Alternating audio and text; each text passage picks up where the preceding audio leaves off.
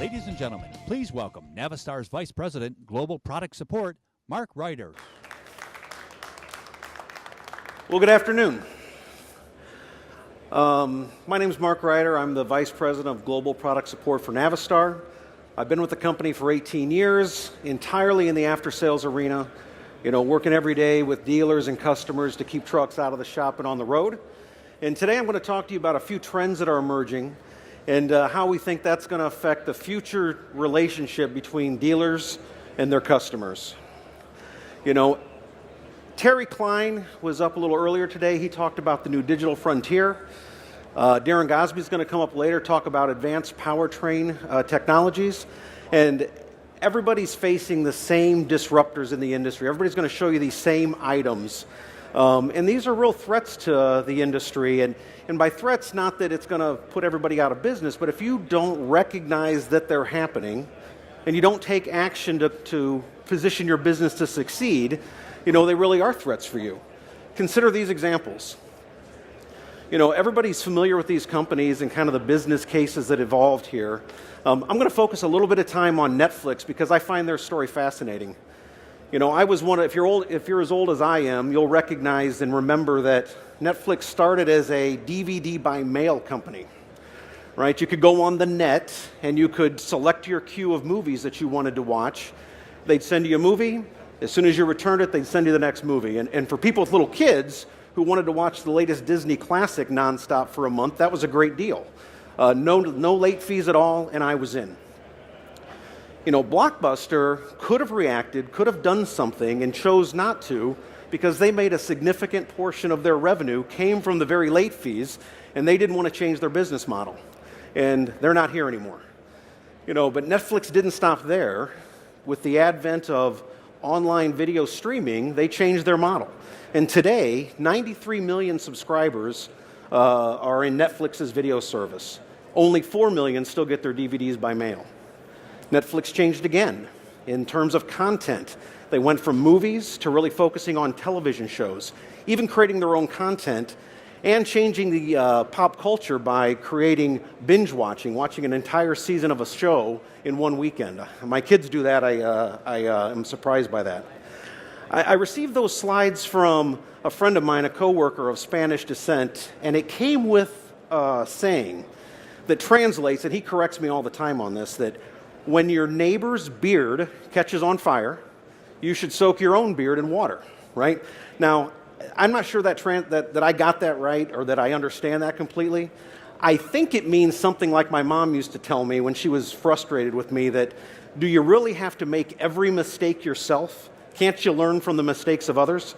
So that's what we're going to try to do here. We're going to see these three major shifts and how they affect the relationship between dealers and customers.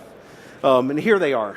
The first is what I like to refer to as ingredients to solutions. This is really about going from a transactional relationship with your customer to being a complete provider and adding value to their business. The second one that I'm going to spend a little time on is physical to digital.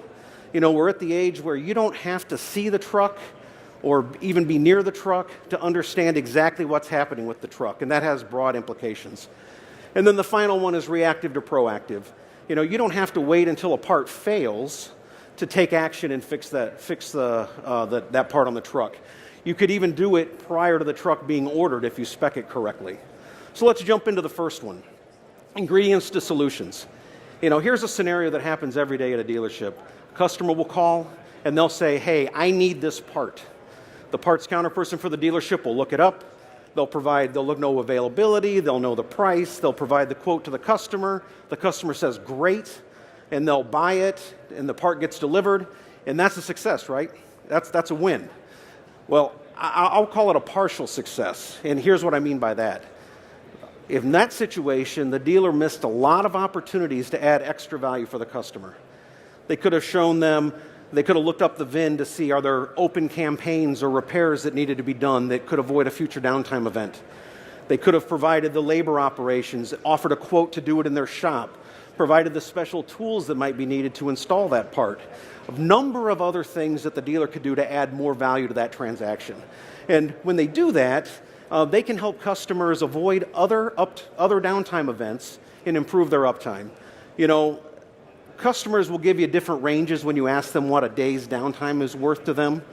You know, anywhere, I've heard numbers anywhere between $800 on the low end to $4,000 on the high end. So no matter what number you pick in the middle, it's still a lot of money, and anything that a dealer can do to help the customer improve and minimize that downtime event is going to add value to the transaction and turn them into a coach and advisor. Let's turn our attention to physical to digital. There are a ton of things listed behind me that are either digital or going there. I just want to focus on one thing on this slide, and that's really about utilizing data to make sure that we spec the best truck in the buying process. You know, there is a wealth of data that exists. I'm going to talk a little bit more about it later, but things like telematics, diagnostic fault codes, parts that the customer has purchased historically, labor and service that the customer's purchased historically, all that would give indications of things that they'd had trouble with in the past and should be utilized to make sure that they don't have trouble in the future. These are the kinds of things that, you know, if we utilize together, dealers use with their customers, it can really add value to their transaction. I think I mentioned at the beginning that I've been at Navistar 18 years, and when I started with the company, one of our flagship engines was the T444E. That particular engine had 8 sensors and created about 100 potential diagnostic trouble codes, DTCs. Earlier this year, we launched the A26 engine. That particular engine has 45 sensors and can set 500 possible DTCs. That's a 500%, math's pretty easy on that one. It's a 500% increase over that period of time. And it's not just the engine. Transmission vendors, axles, lights, tires, virtually everything on the truck is setting codes and providing data. And utilizing all that data, the people who can take all that data, streamline it, cleanse it, and provide use cases where it can be fed back to improve the customer's experience are going to be the ones who win in the marketplace. You know, telematics drives a lot of our industry, and it's been around for a while. There are a couple of things that are already here. We're already using telematics data to improve repair logistics. We're already using telematics data to decide where to stock parts when we're launching campaigns and putting parts into our PDCs. We're already using telematics data to program the module on the engine over the air. We do that on our engines and we do that on Cummins engines. Things that are coming that are going to change even further, and we're working on these things today, are being able to change the parameters that drive an engine calibration over the air, do that remotely. And then the last one, the one that I'm really the most excited about, is as memory becomes more readily available and processing power on the vehicle, we're going to move the service tool from the bay, where you have to go into a dealership and plug in, to put it on the truck. And that's going to create a whole host of possibilities where customers, to get their truck worked on, aren't even going to need to take it to the dealer. They're going to be able to get it done, you know, remotely wherever they happen to be. And that'll result in, once again, less frequent downtime and more uptime for customers. You know, I talk a lot about uptime, and I really think about it as a three-legged stool, where with equal parts responsibility between the customer, who's got to have driver training and the correct spec trucks and listen to the recommendations that folks are making. You've got the dealer who's got to utilize all this information. They have to perform quality repairs. And then you have the OE, right, Navistar or our competitors, who have to really provide the framework and the information that we're driving towards. And utilizing these trends are how we go ahead and make that happen. The last slide I have is, and I've talked a lot about uptime, and really in the context of minimizing unplanned repair events. But you're always going to have something. You're always going to have an event that you need to get quick service performed. And we have data that we've done and surveyed in the industry. Nobody's really very good at this today. The average dwell time to get a repair performed is about 4 days. And, you know, you can value a day of downtime for a customer however you like. I've heard $1,000 a day. That's a number that I use a lot. Customers expect better. and if we can race to one, the OE and the dealer combination can get to one day and do that consistently, is going to have a clear advantage in the marketplace. And it's going to be those three major trends that I talked about that are going to lead the way in this space as well.